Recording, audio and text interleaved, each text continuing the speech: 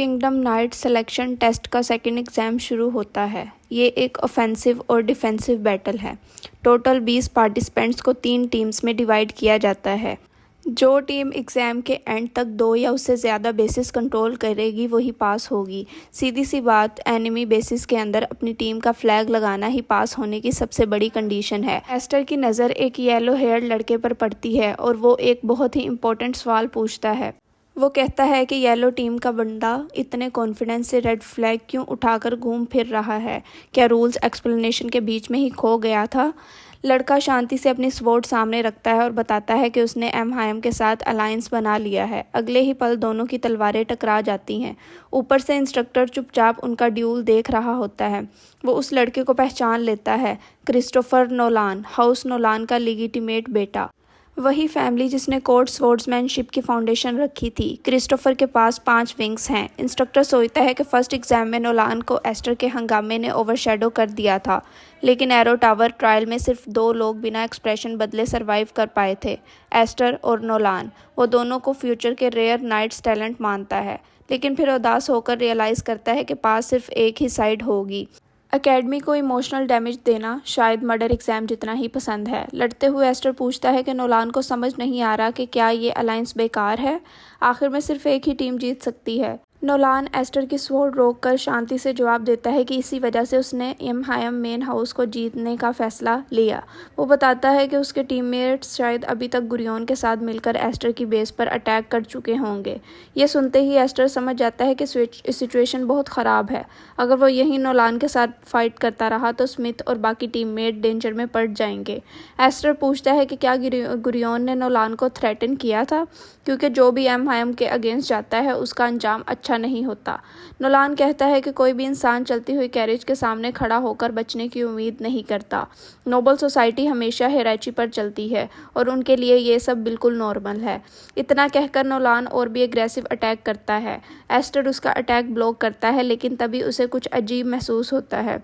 उसकी academy issued sword में crack पड़ने लगते हैं। एस्टर तुरंत समझ जाता है कि वेपन डिफेक्टिव है। उसे याद आता है कि यह स्वॉर्ड एग्जामिनर्स ने ही दी थी, मतलब किसी ने उसके लिए पहले से ही एक खास सरप्राइज प्रिपेयर किया था।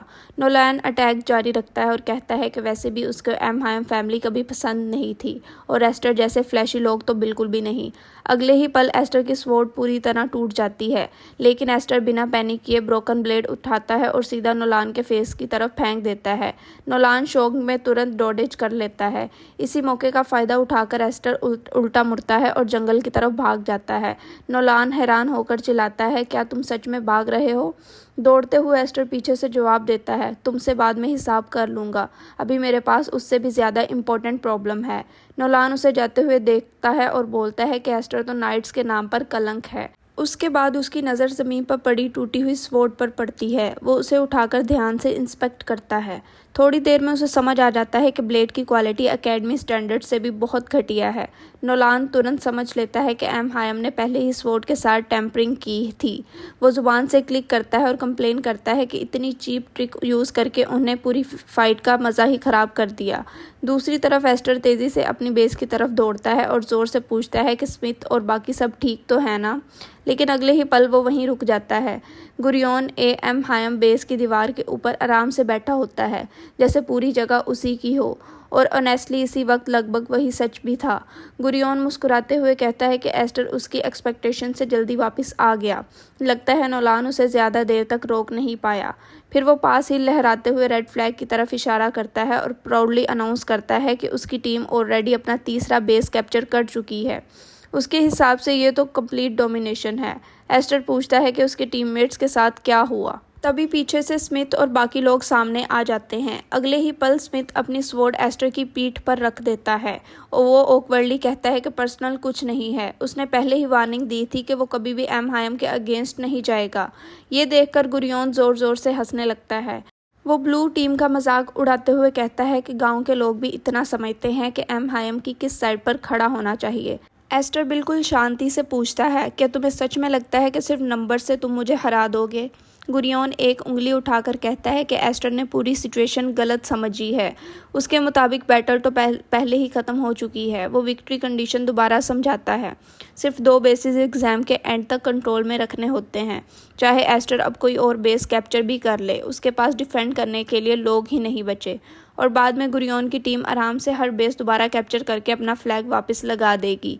सीधी बात, एस्टर के पहुंचने से पहले ही गुरियोन अपनी जीत ऑलमोस्ट पक्की कर चुका था। एस्टर धीरे से जवाब देता है, तो फिर मुझे सिर्फ तुम सबको गिराना होगा ताकि कोई भी किसी बेस को डिफेंड ही ना कर सके। ये सुनते ही स्मिथ और बाकी सबके चेहरे के रंग उड़ जाते हैं। अचानक किसी को भी एम हायम के लिए इतनी लॉयल्टी महसूस नहीं होती, लेकिन गुरियोन कॉन्फिडेंस से अपना हाथ फैलाता है और एस्टर की बात को ब्लफ बता देता है।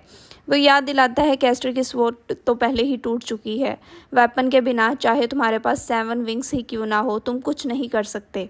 वो मजाक उड़ाते हुए पूछता है, क्या तुम सच में सबसे बड़े हैंड्स फाइट करने वाले हो? एस्टर धीरे से अपने हाथ में बचा हुआ ब्रोकन स्वॉर्ड हैंडल उठाता है और फिर हल्का सा मुस्कुराता है। वो मानता है कि गुरियोन ने एक्सपेक्टेड से काफ़ी बेटर प्लानिंग की है। ये देखकर स्मिथ और भी ज़्यादा नर्वस हो जाता है, क्योंकि उसे लगता है कि शांत एस्टर गुस्से वाले एस्टर से कहीं ज़्यादा डेंजरस है।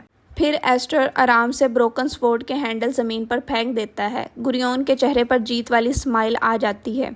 उसे लगता है सब कुछ खत्म हो चुका है। टूटी हुई ब्लेड ज़मीन को छूती है और सिर्फ एक छोटे से पल के लिए पूरा बैटलफील्ड बिल्कुल खामोश हो जाता है। और आम तौर पर जब यूनिवर्स इतना शांत हो जाए तो समझ लो अगले ही सेकंड कुछ बहुत ही पागलपन होने वाला है। अगले ही पल एस्टर अचानक नीचे झुकता है और अपनी टांग घुमाकर स्मिथ के पैर स्वीप कर देता है। स्मिथ एक बहुत ही हीरोनिक स्क्रीम के साथ हवा में उड़ जाता है। बस प्रॉब्लम ये थी कि किसी को भी वो स्क्रीम हीरोनिक नहीं लगी। उसकी स्वॉर्ड हवा में घूमती हुई उछल जाती है। एस्टर बिना किसी मुश्किल के स्वॉर्ड पकड़ लेता है और तुरंत बाकी टीममेट्स पर अटैक कर देता है। सबको एक ही सेकंड में अपनी पूरी लाइफ के डिसीजंस पर रिग्रेट होने लगता है। दूसरी तरफ गुरियोन शौक में जम जाता है। एस्टर उसकी तरफ स्वॉर्ड पॉइंट करके कहता है कि वो इम्प्रेस्ड है। गुरियोन ने उसकी एक्सपेक्टेशन से भी बेटर प्लानिंग की थी, लेकिन एक गलती कर दी, खुद सामने आ गया और अब वही उसकी हार की वजह बनेगा। गुरियोन चीख कर कहता है, तुम इंसान नहीं मॉन्स्टर हो। अगले ही पल एस्टर के आसपास लाल माना फट पड़ता है। बस एक ही इंस्टेंट में वो हवा में गुरियोन के पीछे पहुंच जाता है। गुरियोन की तो जान ही निकल जाती है। वो शौक होकर चिल्लाता है, ये इम्पॉसिबल है, विंग्स के बिना इतनी दूर जंप नहीं किया जा सकता। एस्टर बिल्कुल कैजुअली जवाब देता है, तुम बहुत स्लो हो, और उसी वक्त वो स्वॉर्ड घुमा देता है। गुरियोन की स्वॉर्ड इतनी आसानी से टूट जाती है जैसे किसी लो बजट प्ले का सस्ता प्रॉप हो। उस पल एस्टर को याद आता है कि जब उसने पहली बार आसमान में उड़ना सीखा था तब उसके पास विंग्स भी नहीं थे। उस वक्त मैजिक पावर को कंट्रोल करना उसे पहली बार सच में इनविजिबल महसूस हुआ था। एस्टर गुरियोन का कॉलर पकड़कर उसे हवा में उठा लेता है, फिर कहता है, विंग्स होना अच्छी बात है, लेकिन जिस बड़ी दीवार के ऊपर खड़े होकर तुम हमेशा सबको नीचे देखते थे वो असल में इतनी भी ऊंची नहीं है। ये कहकर एस्टर स्वॉर्ड उठा लेता है। गुरियोन इतनी जोर से चिल्लाना शुरू कर देता है कि आसपास के बर्ड्स भी शायद एग्जिस्टेंस से रिजाइन कर दें। तभी एक ज़बरदस्त माना एक्सप्लोजन होता है और हर तरफ धुआं फैल जाता है। स्मिथ और बाकी सब ब्लैंक एक्सप्रेशन के साथ देखते रह जाते हैं। स्मिथ कंफ्यूज होकर पूछता है, ये किस टाइप की फाइटिंग स्टाइल है? बाकी लोग भी हैरान होकर पूछते हैं कि अंदर हुआ क्या था। तभी किसी की उंगली स्मोक की तरफ उठती है। सब देखते हैं कि एस्टर बिल्कुल शांति से धुआं चीरते हुए बाहर आ रहा है और उसके पीछे गुरियोन को बिल्कुल अनवांटेड लगेज की तरह घसीटा जा रहा है। एस्टर गुरियोन को ज़मीन पर फेंक देता है। गुरियोन मुश्किल से बोल पाता है और तुरंत सबको ऑर्डर देता है, एस्टर को अभी के अभी मार दो, ये हाउस एम हायम का ऑफिशियल ऑर्डर है। ये सुनते ही स्मिथ पैनिक में पास पड़ी एक स्वॉर्ड की तरफ दौड़ता है। एस्टर शांति से पूछता है कि तुम लोग हाउस एम हायम से इतना डरते हो? स्मिथ बिना सोचे जवाब देता है, ऑफ कोर्स डरते हैं, मेरी फैमिली सिर्फ एक 3rd रेट नोबल हाउस है। एम हायम जब चाहे हमें कुचल सकती है। कमज़ोर लोग सिर्फ ताकतवर लोगों की बात मानकर ही जिंदा रहते हैं। फिर वो एस्टर की तरफ देखकर कहता है, जिसके पास सब कुछ हो वो हमारी स्ट्रगल कभी समझ नहीं सकता। एस्टर हल्का सा मुस्कुराता है और वही स्माइल देखकर स्मिथ और भी ज़्यादा डर जाता है। वो पूछता है, तुम ऐसे क्यों मुस्कुरा रहे हो? एस्टर शांति से कहता है कि सिस्टर कूडो ने भी उसे कभी कुछ ऐसा ही कहा था। उनका कहना था कि एस्टर कभी उन लोगों को समझ ही नहीं सकता जिनके पास कुछ भी नहीं होता। एस्टर मानता है कि उसके पास उस बात का जवाब अभी भी है, लेकिन वो ये भी एक्सेप्ट करता है कि आज वो वाकई ब्लेस्ड है। फिर वो अपनी स्वॉर्ड गुरियोन की गर्दन पर रख देता है। एस्टर कहता है इसी पावर की वजह से एक काम सिर्फ मैं कर सकता हूँ। वो अनाउंस करता है कि हाउस एम हायम उसका दुश्मन है और अगर कोई उस सड़ चुके क्लान को नहीं बदल सकता तो वो खुद बदलेगा, और आज क्या एरोगेंट हाउस एम हायम वो अपने हाथों से तोड़ देगा। ये सुनते ही पूरी टीम बिल्कुल फ्रीज हो जाती है। कुछ लड़के तो अंदर ही अंदर सोचने लगते हैं कि शायद आज सुबह उठना ही गलती थी।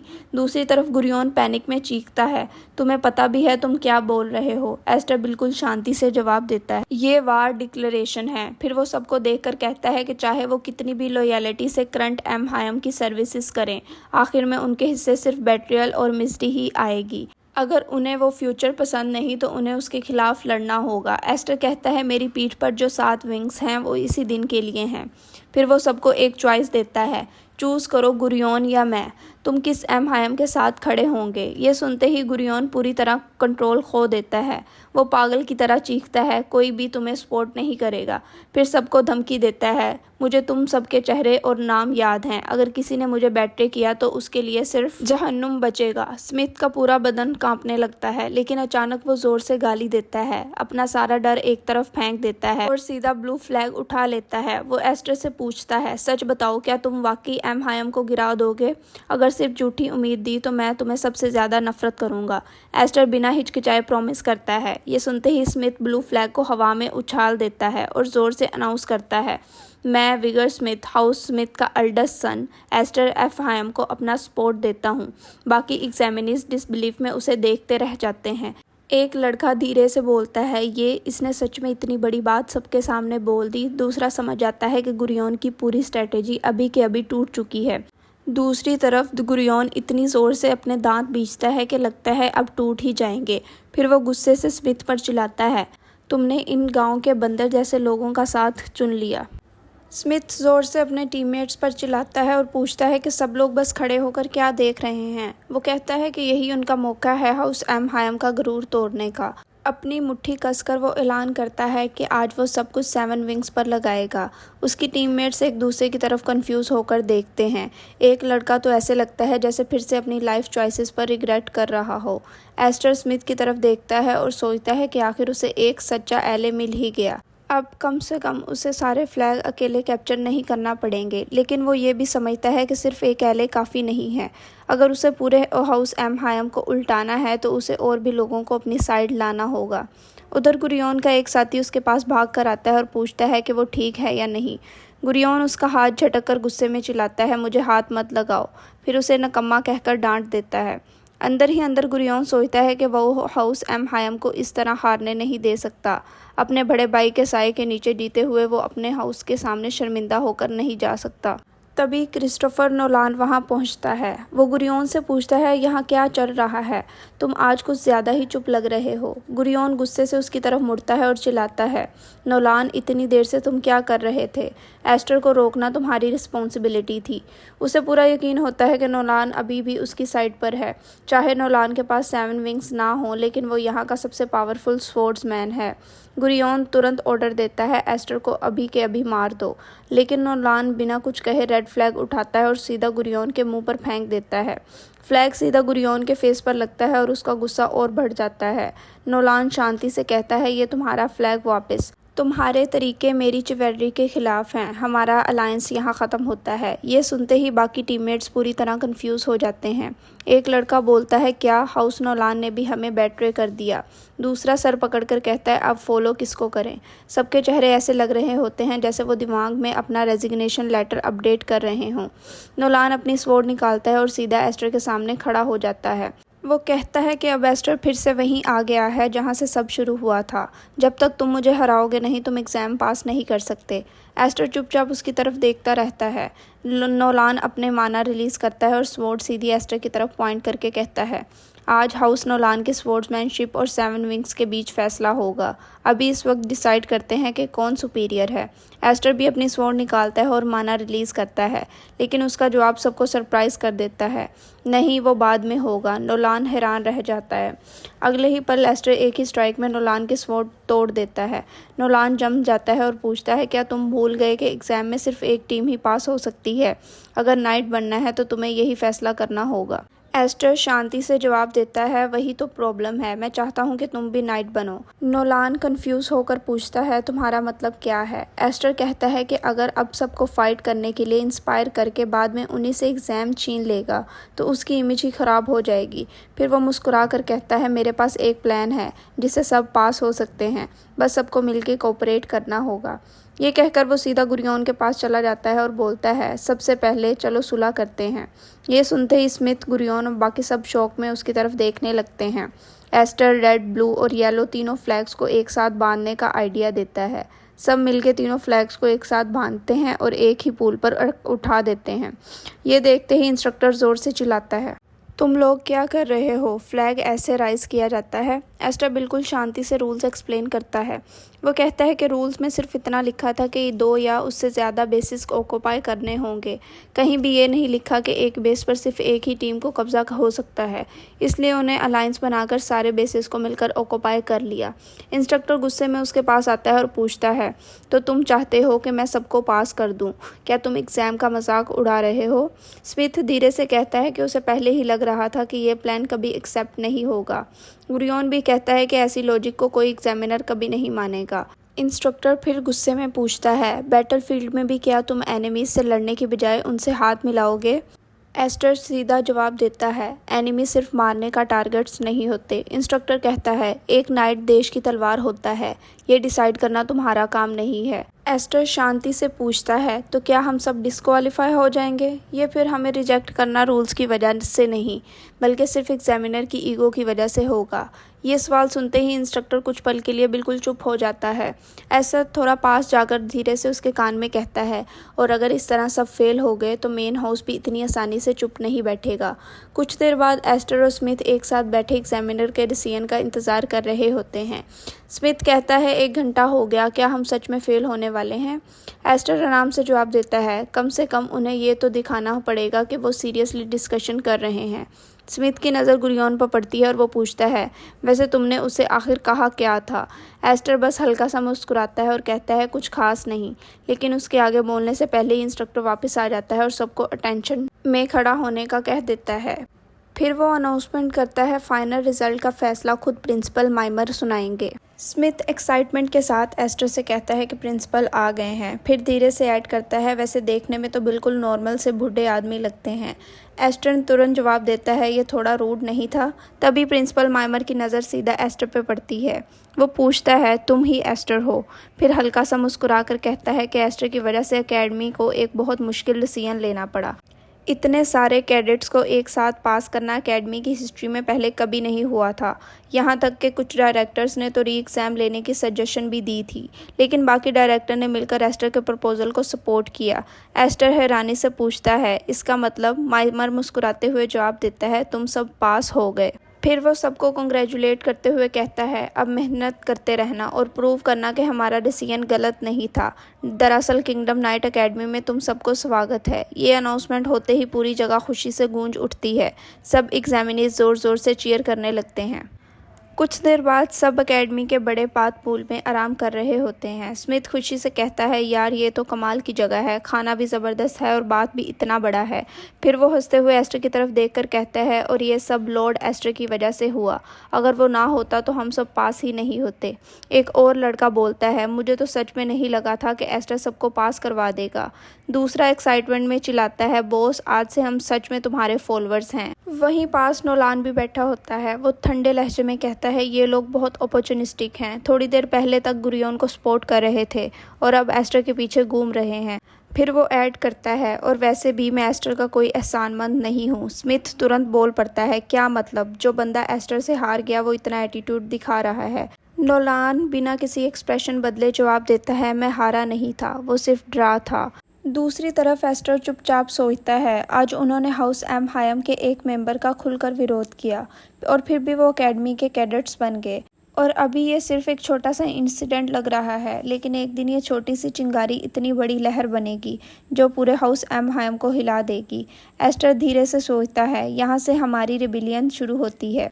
उसे अपनी दोनों बड़ी बहनों की याद आती है। वो सोचता है कि सिस्टर एल्फिन उसे 1 साल पहले एकेडमी ज्वाइन कर चुकी थी, इसलिए एकेडमी की पॉलिटिक्स को वो अच्छी तरह समझती होंगी और शायद उसको सपोर्ट भी करेगी। एस्टर डिसाइड करता है कल से ट्रेनिंग तुरंत शुरू करेगा, लेकिन उससे पहले एकेडमी की लाइफ में एडजस्ट होना ज़रूरी है। ये सोचकर वो वहाँ से चलने लगता है, लेकिन पीछे मुड़कर देखता है तो स्मिथ और बाकी सब उसे अजीब तरह से घूर रहे होते हैं। एस्टर पूछता है, अब क्या देख रहे हो तुम लोग? स्मिथ बिल्कुल सीरियस फेस बनाकर कहता है, असली 7 विंग्स वाले इंसान लकी चार्म होते हैं। शायद अगर हम तुम्हारी पूजा करें तो हमें भी ब्लेसिंग्स मिल जाए। ये बोलते ही सब लोग एक साथ हाथ जोड़कर एस्टर की तरफ देखते हैं और ज़ोर से कहते हैं, प्रेस बी। एस्टर गुस्से में जवाब देता है, ऐसे बिल्कुल नहीं होने वाला। थोड़ी दूर नोलान अकेले बैठकर ये सब देख रहा होता है। वो अंदर ही अंदर सोचता है कि उसे अभी से फ्यूचर की टेंशन होने लगी है। उसी रात हाउस एम हायम में गुरियोन अपना सर झुकाए खड़ा होता है। उसकी माँ हेलेन एम हायम दरवाजे के पास खड़ी उसे ठंडी नज़रों से देख रही होती है। वो कहती है कि मैं तुमसे बहुत डिसअपॉइंट हुई हूँ। फिर गुस्से से बोलती है, 7 विंग्स वाले लड़के को रोकने के बजाय तुम खुद बुरी तरह हार कर वापस आ गए। गुरियोन झुककर माफ़ी मांगता है। वो कहता है, मुझसे गलती होगी, अगली बार मैं सब ठीक कर दूंगा। लेकिन उसके इतना कहते ही उसके मुँह से खून निकल आता है। तभी एक लड़की सामने आती है और बिना कुछ सोचे गुरियोन को जोर के लात मार देती है। वो गुस्से से कहती है, कचरा, तुम बिल्कुल बेकार हो। तुम जैसे निकम्मे को तो किसी मैजिक बीस्ट का खाना बना देना चाहिए। ये लड़की थी लिलियंसी ए एम हायम। वो गुरियोन की पीठ पर पैर रख के उसकी ओर बेइज्जती करती है। वो कहती है, तुम बिल्कुल डेरिस की तरह कमज़ोर हो। गुरियोन रोते हुए उसे रोकने की भीख मांगता है, लेकिन लिलियंसी एक और अटैक कर देती है। ज़मीन पर पड़ा गुरियोन अंदर ही अंदर सोचता है कि ये सब सिर्फ एस्टर की वजह से हुआ है। उसे एस्टर की बातें याद आती हैं। एस्टर ने उसे कोऑपरेट करने को कहा था और वार्निंग दी थी कि खाली हाथ घर वापस जाना बहुत डेंजरस होगा। फिर उसे एस्टर की वो धीमी आवाज़ याद आती है, डेरेस बहुत बुरी मौत मरा था। अगर ज़िंदा रहना चाहते हो तो चुप रहना और सिर्फ कोऑपरेट करने का नाटक करना। तभी एक और लड़का आगे बढ़कर कहता है, बस भी कीजिए, इसे माफ़ कर देना चाहिए। रोता हुआ गुरियोन सर उठाता है। वहाँ जूलियस ए एम हायम बिल्कुल शांति से बैठा होता है। उसकी गोद में एल्फिन का सर रखा होता है। जूलियस हल्का सा मुस्कुरा कर कहता है, हम सब एक ही फैमिली है, इसलिए मिलजुल कर रहना चाहिए। आखिर में हेलेन ठंडी आवाज़ में कहती है, 7 विंग्स की वजह से हाउस एम हायम की एब्सोल्यूट डोमिनेंस हिलने लगी है। अब वक्त आ गया है कि सबको याद दिलाने का कि एम हायम सिर्फ नाम का नहीं, असली ताकत हमेशा वायलेंस होती है। एकेडमी में ट्रेनिंग सेशन चल रहा होता है। सारे नए कैडेट्स बड़े बड़े मेटल ब्लॉक्स के साथ प्रैक्टिस कर रहे होते हैं। इंस्ट्रक्टर उनके बीच चलते हुए ज़ोर से कहता है, याद रखो, तुम सब ग्लोरियस किंगडम नाइट्स के कैडेट्स चुने गए हो। फिर वो समझाता है कि किंगडम नाइट्स सिर्फ आम नाइट्स नहीं होते। कॉम्बैट और स्ट्रेटजी दोनों में वो ऑर्डिनरी नाइट से कहीं आगे होते हैं। इसलिए एकेडमी हर कैडेट से एक्स्ट्रा ऑर्डिनरी होने की उम्मीद रखती है। इंस्ट्रक्टर आगे बढ़ता है कि एकेडमी में स्टूडेंट्स को 6 ग्रेड्स में डिवाइड किया जाता है। हर ग्रेड को उसके लेवल के हिसाब से ट्रेनिंग मिलती है। जितना स्ट्रॉन्ग कैडेट होगा उतना ही एडवांस टेक्निक्स वो सीख पाएगा। फिर वो सीधी बात बोलता है, जो सिर्फ स्वॉर्ड चलाना जानता है वो 3rd रेट है, जो सिर्फ मैजिक यूज़ कर सकता है वो 2nd रेट है, और जो स्वॉर्ड्समैनशिप और मैजिक दोनों में मास्टर है वो 1st रेट है। उसके बाद इंस्ट्रक्टर और भी सख्त आवाज़ में कहता है, एकेडमी के पास मेडिकल कैडेट्स को सीखने के लिए कुछ नहीं है। अगर 1st रेट टेक्निक्स चाहिए तो पहले खुद को 1st रेट बनाना पड़ेगा। यहाँ तुम्हें सिर्फ एक ही फ्रीडम दी गई है, अपने आप को और स्ट्रॉन्ग बनाने की। तभी अचानक पूरे ट्रेनिंग ग्राउंड में लाल माना फट पड़ता है। सब एक साथ रुक जाते हैं। हर किसी की नज़र सीधी एस्टर पर जाकर टिक जाती है। उसके नीचे की ज़मीन प्रेशर से टूटकर धंस जाती है। इंस्ट्रक्टर बिना एक्सप्रेशन बदले उसकी तरफ इशारा करता है और कैजुअली बोलता है, सबसे पहले उस लेवल तक पहुंचने की कोशिश करो। ये सुनते ही सारे कैडेट्स ज़ोर ज़ोर से प्रोटेस्ट करने लगते हैं, सर ये इम्पॉसिबल है। कुछ कैडेट एस्टर को ऐसे देखते हैं जैसे कोई नेचुरल डिज़ास्टर गलती से स्टूडेंट बन गया हो। ट्रेनिंग ग्राउंड के ऊपर बनी टेरेस से प्रिंसिपल, माइमर और इंस्ट्रक्टर ये सब देख रहे होते हैं। इंस्ट्रक्टर कहता है रूमर्स सच थे, 7 विंग्स वाकई कमाल का है। वो बताता है कि एस्टर इतनी भारी मैजिकल आयरन पिलर्स को भी ऐसे हैंडल कर रहा है जैसे वो किसी गोलेम से भी ज़्यादा पावरफुल हो। माइमर सर हिलाकर कहता है एस्टर वाकई स्पेशल है, लेकिन फिर उनका एक्सप्रेशन सीरियस हो जाता है। वो कहते हैं लेकिन 7 विंग्स की असली पोटेंशियल इससे कहीं ज़्यादा है। अगर एस्टर अपनी करंट स्ट्रेंथ से ही सेटिस्फाई हो गया तो एकेडमी के अंदर छुपा ड्रैगन एक दिन उसे निकल जाएगा। ट्रेनिंग के बाद एस्टर और स्मिथ एकेडमी के अंदर चल रहे होते हैं। दोनों के हाथ में उनके ग्रेड कार्ड होते हैं। स्मिथ मुंह बनाकर कहता है एंट्रेंस एग्ज़ाम पास करने के बाद भी टेस्ट ख़त्म नहीं हुए। फिर वो बताता है कि किंगडम नाइट्स में सब कुछ मेरिट पे डिपेंड करता है। एस्टर का ग्रेड कार्ड देखकर वो कहता है इंटरेस्टिंग, स्टूडेंट्स में सिर्फ तुम और नोलान ही 6 ग्रेड से स्टार्ट नहीं कर रहे। वो हंसता हुआ मानता है कि बाकी सब तो पहले ही पीछे रह गए। एस्टर शांति से जवाब देता है किंगडम नाइट्स बनने के लिए कम से कम 2nd ग्रेड तक पहुंचना ज़रूरी है। अगर तुम लोग कैचअप नहीं कर पाए तो मुझे ही प्रॉब्लम होगी। स्मिथ ज़ोर से हंस पड़ता है, बॉस काफ़ी स्ट्रिक्ट निकला। एस्टर तुरंत पूछता है बॉस? स्मिथ हैरान होकर कहता है अरे तुमने ही तो सबके सामने हाउस एम हायम के खिलाफ वार डिक्लेयर कर चुकी थी। काफ़ी कैडेट्स उस बात को सीरियसली ले रहे हैं। सबको लगता है तुम सच में कुछ बदल सकते हो। ये कहकर वो एस्टर के कंधे पर हाथ रख देता है। हम भी तुम्हारे साथ हैं, चलो मिलकर हाउस एम हायम को गिराते हैं। एस्टर शांति से जवाब देता है अगर तुम लोग सीरियस हो तो सबसे पहले बहुत ज़्यादा स्ट्रॉन्ग बनना पड़ेगा। अंदर ही अंदर एस्टर भी इस बात से एग्री करता है। अगर उसे हाउस एम हायम को तोड़ना है तो उसे खुद भी पहले से कहीं ज़्यादा पावरफुल बनना पड़ेगा। तभी अचानक स्मिथ अपना पेट पकड़ लेता है। वो ड्रामा करते हुए कहता है नोबल हाउसेस बाद में गिरा लेंगे, सबसे पहले लंच करते हैं। खाली पेट पर रेवोल्यूशन नहीं होती। एस्टर के पास इस लॉजिक का कोई जवाब ही नहीं होता। दोनों कैफेटेरिया की तरफ चल पड़ते हैं, लेकिन रास्ते में स्मिथ देख लेता है कि कैफेटेरिया के बाहर बहुत बड़ी भीड़ लगी हुई है। वो पूछता है ये सब यहाँ क्यों खड़े हैं? क्या कैफेटेरिया फुल है? एक स्टूडेंट घबराकर अंदर इशारा करता है। धीरे से कहता है वो अंदर है। दूसरा स्टूडेंट एस्टर को देखकर धीरे से बोलता है अब तो बहुत बुरा होने वाला है। कैफेटेरिया के अंदर जूलियस बिल्कुल आराम से बैठकर खाना खा रहा होता है। एस्टर को देखकर वो कैजुअली बोलता है तुम लोग बातें करते ही रह गए, इसलिए मैं पहले ही खाना शुरू कर दिया। एस्टर अंदर आता है। जूलियस के बिल्कुल पास लीली बैठी होती है और उनके पैरों के पास गुरियोन ज़मीन पर पड़ा होता है। लीली उसे बिल्कुल फुट रेस्ट की तरह यूज़ कर रही होती है। ये देखकर स्मिथ धीरे से पूछता है क्या जूलियस भी मेन हाउस का मेंबर है? एस्टर सर हिलाकर हाँ कहता है। वो बताता है कि जूलियस एम हायम सक्सेशन में 2nd नंबर पर है और लीली के साथ मिलकर हाउस एम हायम का सबसे क्रूअल सिबलिंग में से एक माना जाता है। एस्टर को तब याद आता है कि वो दोनों भी इसी एकेडमी में पढ़ते हैं। लीली एस्टर को देखकर मुस्कुराती है। वो कहती है तुम्हारा चेहरा तो काफ़ी क्यूट है, बिल्कुल भी हमारे अगली और बेवकूफ़ छोटे भाई जैसा नहीं लगता। गुरियोन कुछ बोलने की कोशिश करता है, लेकिन उसके मुंह पर पहना हुआ अजीब सा मास्क उसकी आवाज़ को सिर्फ बेकार सी आवाज़ों में बदल देता है। स्मिथ हॉरर में पूछता है ये डरावना मास्क क्या है? एस्टर शांति से जवाब देता है इसे आयरन शैकल कहते हैं। हाउस एम हायम ट्रबलसम फैमिली मेम्बर्स को करेक्ट करने के लिए इसका यूज़ करता है। जूलियस हल्का सा मुस्कुराता है। वो कहता है ब्रांच हाउस में पलने के बाद भी तुम एक्सपेक्टेड से ज़्यादा जानते हो। फिर वो गुरियोन का चेहरा पकड़ लेता है। मुस्कुराते हुए बोलता है वैसे गुरियोन सिर्फ 6 ग्रेड कैडेट बना है, कितनी पैथेटिक अचीवमेंट है। फिर वो कहता है कि गुरियोन को मोटिवेट करने के लिए उसने एक स्पेशल गिफ्ट दिया है। जब खाना पीना और फ्रेश एयर रिवार्ड बन जाती है तो लोग अचानक बहुत हार्ड वर्किंग बन जाते हैं। फिर वो हंसते हुए ऐड करता है और अगर ये मास्क नहीं उतर पाया तो सीधी मौत। ये सुनते ही स्मिथ का चेहरा सफ़ेद पड़ जाता है। वो आसपास देखता है और नोटिस करता है कि कई अपर क्लास भी वैसे ही आयरन मास्क पहने हुए हैं। वो घबरा कर पूछता है क्या उन सब के साथ भी यही हुआ है? जूलियस खुशी से हाँ में सर हिला देता है। हाँ, ये सब सीनियर्स हैं। इनकी आंखें देखकर लगता है जैसे भूखे दरिंदे हों। फिर वो न्यू कमर्स से कहता है चलो अपने सीनियर्स को प्रॉपरली ग्रीट करो। तभी जूलियस की नज़र किसी और पर पड़ती है। वो कहता है तुम दोनों छुपना बंद करो और बाहर आ जाओ। 2 लोग सामने आते हैं। उनमें से एक को देखते ही एस्टर बिल्कुल जम जाता है। जूलियस मुस्कुराकर कहता है काफ़ी टाइम बाद भाई बहन की मुलाकात हो रही है। वैसे तुम्हारी सिस्टर काफ़ी बदल गई है। एस्टर की आंखें फैल जाती हैं। उसके सामने एल्फिन खड़ी होती है। एक पल के लिए उसे अपनी आंखों पर यकीन ही नहीं होता। फिर उसके चेहरे पर ज़बरदस्त गुस्सा आ जाता है। वो ज़ोर से चिल्लाता है, एल्फिन। एल्फिन सिर्फ शांति से उसकी तरफ देखती रहती है। एस्टर दांत बींचकर जूलियस की तरफ इशारा करता है और पूछता है, तुमने मेरी बहन के साथ क्या किया? जूलियस सिर्फ मुस्कुरा देता है। फिर वो अपने पास से कई और आयरन मास्क निकालता है और खुश होते हुए कहता है, फ़िक्र मत करो, सबके लिए मास्क्स हैं।